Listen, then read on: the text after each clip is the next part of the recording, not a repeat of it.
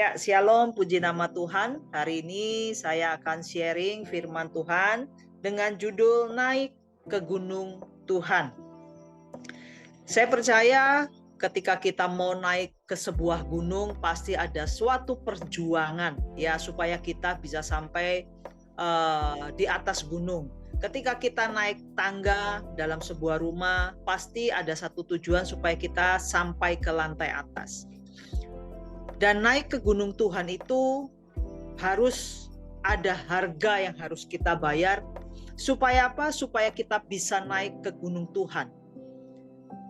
Naik itu punya satu usaha. Naik itu punya satu tekad, suatu perjuangan supaya kita bisa sampai ke atas. Ketika kita naik itu artinya ada satu kata kerja. Ya, jadi kita tidak boleh diam saja, tidak boleh pasif, tetapi justru kita harus aktif. Ya, aktif dalam apa? Dalam melayani Tuhan. Karena kita tahu ketika kita menjadi seorang Kristen, hidup kita tidak boleh pasif, tapi justru hidup kita harus terus melangkah di dalam melayani Tuhan. Nah, ketika kita mau naik ke gunung Tuhan, ketika hidup kita tidak ada semangat, hidup kita tidak sungguh-sungguh kepada Tuhan, hidup kita tidak akan pernah naik. Nah, naik ke gunung Tuhan itu berarti kita masuk di dalam hadirat Tuhan. Nah, hadirat Tuhan itu berbicara satu kemuliaan Tuhan. Nah, ketika hidup kita masuk di dalam hadirat Tuhan, artinya hidup kita itu harus benar-benar bersih. Hidup kita ini harus sesuai apa yang Tuhan mau dalam setiap kehidupan kita. Karena seringkali hidup kekristenan kita, hidup lama tetap ada, hidup baru tetap ada. Sehingga kita tidak akan pernah naik ke gunung Tuhan. Karena ketika kita mau naik ke gunung Tuhan, artinya kita masuk di dalam hadirat Tuhan, masuk di dalam kemuliaan Tuhan. Hidup kita ini harusnya itu sudah bersih. Jadi apa yang ada di dalam hati kita yang tidak berkenan, itu harusnya sudah dibuang, sehingga engkau akan mengalami hadirat Tuhan. Dan hidupnya ketika kita di dalam hadirat Tuhan, hidupmu tidak akan sama. Namun selama ini ada pengertian yang kurang lengkap ya mengenai hadirat Tuhan. Karena orang berpikir ketika kita masuk ke gereja mendapat hadirat Tuhan, kita memuji Tuhan itu sudah cukup. Itu sebetulnya kurang lengkap, saudara. Karena ada firman Tuhan mengatakan mulut dan bibir kita meninggikan Tuhan, tetapi hatinya jauh daripada Tuhan. Untuk apa kita bisa memuji? Untuk apa kita bisa menaikkan pujian yang begitu hebat? Sepertinya ketika kita memuji Tuhan, kita bisa menangis. Tapi hati kita itu jauh daripada Tuhan. Bagaimana kita mau naik ke gunung Tuhan? Dan saya hari ini punya dua syarat supaya kita bisa naik ke gunung Tuhan. Mari kita akan baca di dalam Mazmur 24 ayat 3 sampai dengan yang kelima. Mazmur 24 ayat yang ketiga sampai yang kelima saya akan bacakan. Siapakah yang boleh naik ke atas gunung Tuhan? Siapakah yang boleh berdiri di tempatnya yang kudus? Orang yang bersih tangannya dan murni hatinya, yang tidak menyerahkan dirinya kepada penipuan dan yang tidak bersumpah palsu. Dialah yang akan menerima berkat dari Tuhan dan keadilan dari Allah yang menyelamatkan dia. Saudara, kalau baca di ayat 3, itu adalah satu pertanyaan. Siapakah yang boleh naik ke gunung Tuhan? Saudara akan dapat jawaban itu di ayat 4. Siapa orang yang bersih tangannya dan murni hatinya, yang tidak menyerahkan dirinya pada penipuan dan yang tidak bersumpah palsu. Dan ayat kelima, itulah janji Tuhan.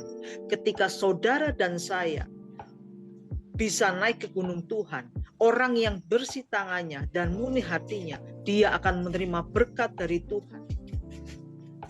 Terkadang hidup kita hanya menuntut janji-janji Tuhan, tetapi kita lupa, bahkan mungkin pura-pura lupa akan apa yang harus kita lakukan, apa yang Tuhan perintahkan kepada hidup kita. Dan firman Tuhan hari ini mengingatkan kita semua supaya hidup kita itu bukan menjadi Kristen yang stagnasi, bukan menjadi Kristen yang mandul, bukan menjadi Kristen yang cengeng, tetapi hidup kita harus menjadi orang Kristen yang next level. Artinya kita harus mau masuk di dalam hadirat Tuhan. Kita harus naik ke gunung Tuhan. Syarat yang pertama yaitu adalah bersih tangannya. Arti bersih tangannya itu bukan kita rajin cuci tangan, kita mungkin pakai antiseptik, sarung tangan, tidak main kotor, bukan. Tetapi yang dimaksud orang yang bersih tangannya adalah menjauhi bentuk-bentuk penipuan. Menjauhi hal-hal dosa.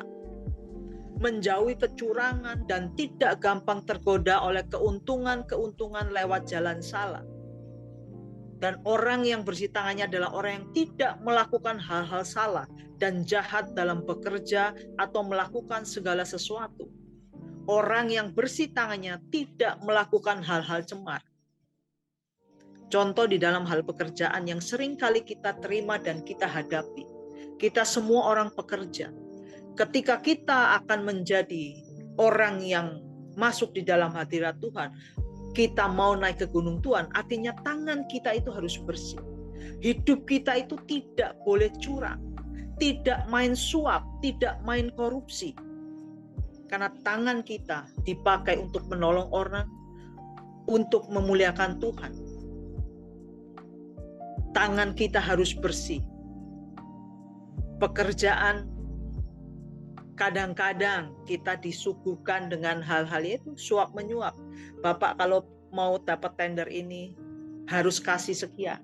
Kalau kita mau, itu kita artinya tangan kita sudah kotor, saudara. Tetapi hari-hari ini dengan keadaan yang sulit, tetaplah kita harus bisa memuliakan nama Tuhan. Dengan apa? Kita harus bersih tangannya. Hidup kita jangan tercemar oleh apapun juga. Ketika kita mau masuk di dalam kemuliaan Tuhan, ketika kita mau masuk di dalam kekudusan Tuhan, kecurangan-kecurangan yang ada, buang jauh-jauh. Karena seringkali hidup kita maunya instan. Ketika kita di dalam berhadapan dengan satu situasi yang menurut kita, kalau aku nggak ambil ini, kalau aku tidak melakukan ini, berkat itu akan hilang. Saudara, berkat itu semua dari Tuhan. Tetapi berkat yang Tuhan berikan itu berkat yang bersih, bukan berkat-berkat yang kotor. Dan hari ini, ketika kita diingatkan mengenai sesuatu hal yang mungkin tidak mengenakan hati kita, mungkin itu membuat hati kita, loh kalau aku tidak begini, bagaimana? Kan aku tidak bisa. Hidup kita nanti berkatnya berkurang, nanti hidup anak saya bagaimana, masa depan anak saya bagaimana. Tapi hari ini, jangan pernah takut. Ketika kita mau melakukan perintah Tuhan, disitulah kita akan menerima janji-janji Tuhan. Yang kedua, syarat yang kedua, yaitu murni hatinya. Orang yang murni hatinya artinya dia tidak punya motivasi tertentu, tidak berpolitik di dalam gereja. Orang ini punya kekudusan yang luar biasa. Kalau orang yang murni hatinya, saya percaya dia tuh sesuatu orang yang indah di mata Tuhan.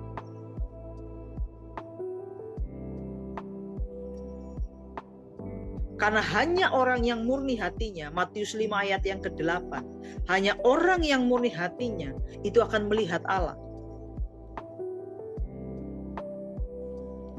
Saya percaya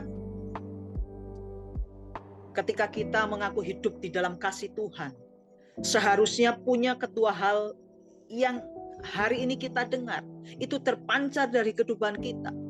Bagaimana mungkin orang yang tidak jujur, tidak tulus, masih berani mengaku punya kasih dalam dirinya? Bagaimana mungkin orang yang tidak memiliki kasih mengaku mengenal Allah? Saudara akan baca nanti di 1 Yohanes 4 ayat yang ke-8. Barang siapa tidak mengasihi, ia tidak mengenal Allah, sebab Allah adalah kasih.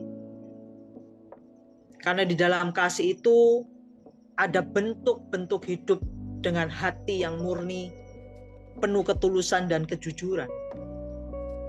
Ketika hati kita tidak murni, hati kita isinya mungkin sampah. Artinya hidup kita ini sudah gak akan bisa naik ke gunung Tuhan. Karena ketika kita naik ke gunung Tuhan, kita harus benar-benar punya sesuatu yang berbeda. Hidup kita itu harus sungguh-sungguh kepada Tuhan. Kita akan baca di dalam Matius 15 ayat 18 sampai 19.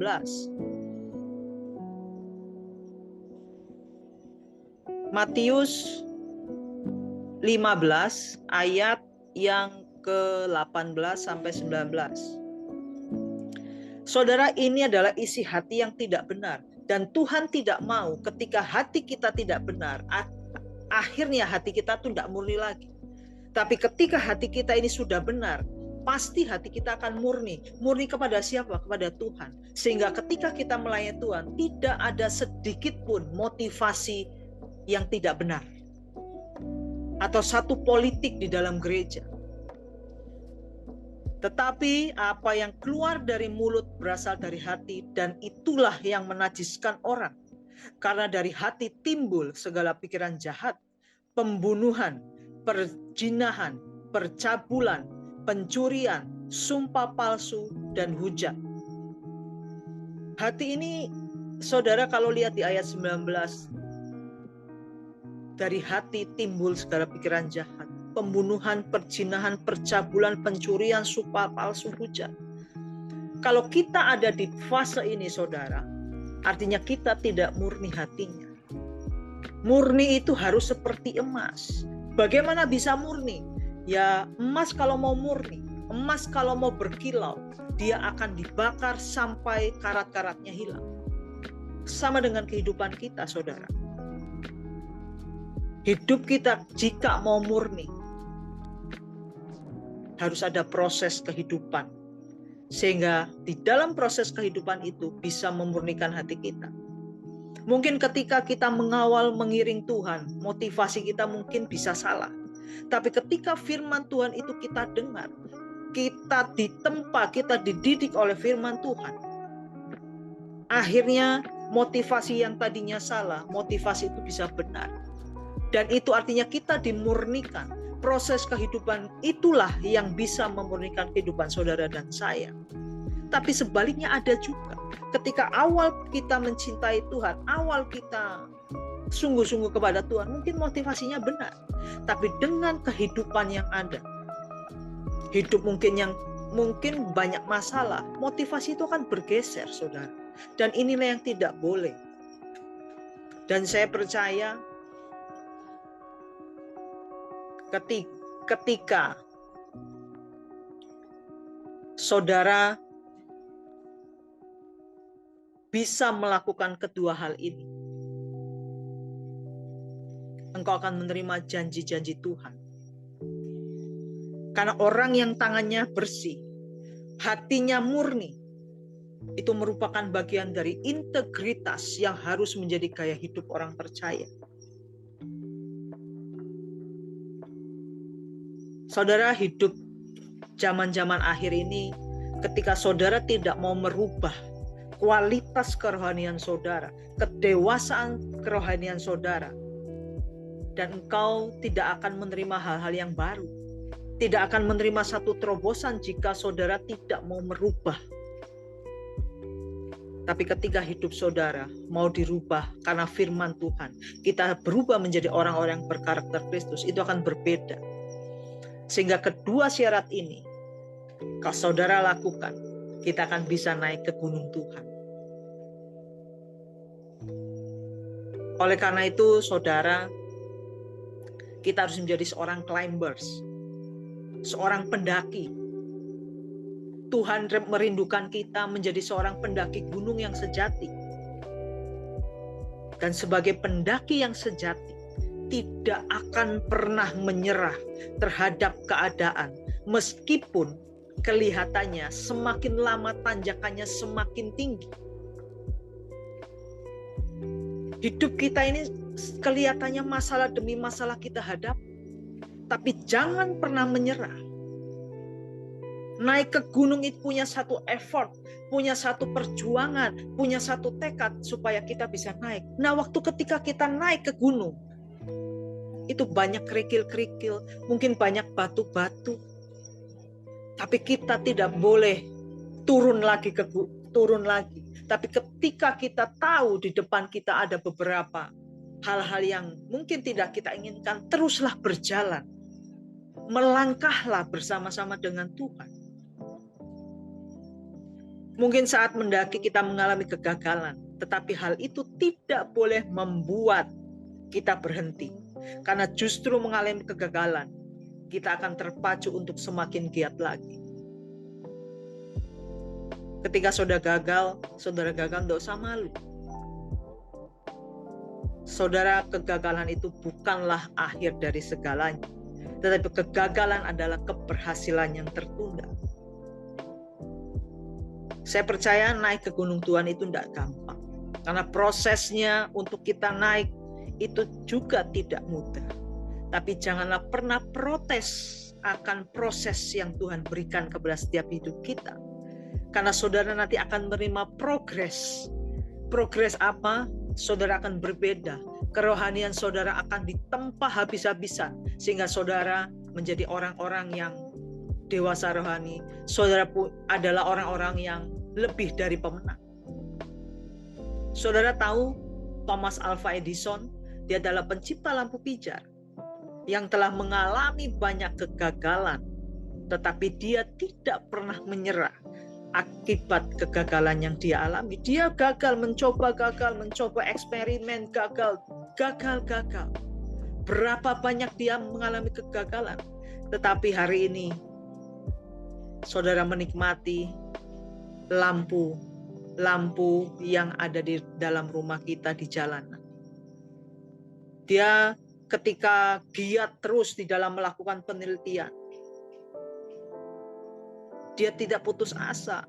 Akhirnya dia bisa mengalami keberhasilan. Oleh sebab itu, saudara, firman Tuhan yang singkat ini bisa memberkati kita semua. Kita tahu bahwa naik ke gunung Tuhan bukan hal yang mudah, tapi saya percaya ketika dua hal yang kita terima hari ini, bagaimana kita bisa naik ke gunung Tuhan, kita harus bersih tangannya. Hidup kita ini harus mempunyai tindakan yang memuliakan nama Tuhan. Murni hatinya, hidup kita ini punya motivasi yang baik, yang benar di mata Tuhan. Hidup kita ini harus murni seperti emas. Ketika dua hal ini saudara lakukan, percayalah, janji Tuhan itu akan saudara terima. Oleh sebab itu, janganlah berkecil hati dan putus asa saat mendaki gunung Tuhan. Tetapi biarlah kita semakin giat untuk melakukan segala sesuatu yang Tuhan perintahkan. Karena berkat dan keadilan Tuhan sedang menanti hidup saudara dan saya.